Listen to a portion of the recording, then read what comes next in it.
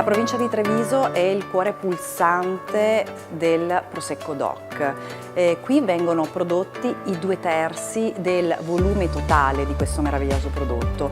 In più qui da sempre c'è una grande tradizione in questa zona, che è una tradizione della formazione, quindi fra scuola di formazione enologica e campus universitari, in cui, come dire, anche sotto il profilo tecnico questa zona è sempre stata un punto di riferimento.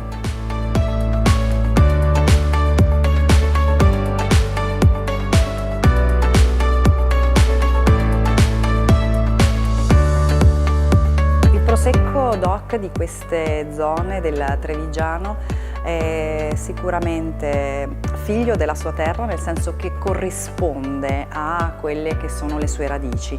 Quindi lo troveremo un vino snello, interessante, profumato, con sicuramente delle note molto più incisive di frutta in particolare. Puoi già notare in un chicco blu assaggiandolo, qui siamo quasi alla fase di maturazione completata.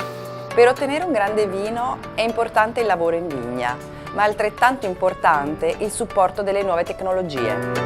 Io sono partito per fare una cantina estremamente moderna a livello di attrezzature. Ho acquistato tutti i macchinari che erano più all'avanguardia possibile. Io reputo che noi dobbiamo rispettare la natura, ma poi riuscire a trasferire quello che la natura ci dà integralmente nella bottiglia, e per poter fare questo dobbiamo applicare il massimo della tecnologia che c'è nel mercato.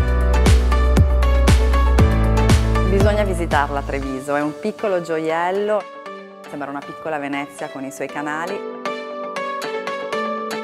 E tutto questo dà emozione se abbiamo in mano un calice di Prosecco DOC.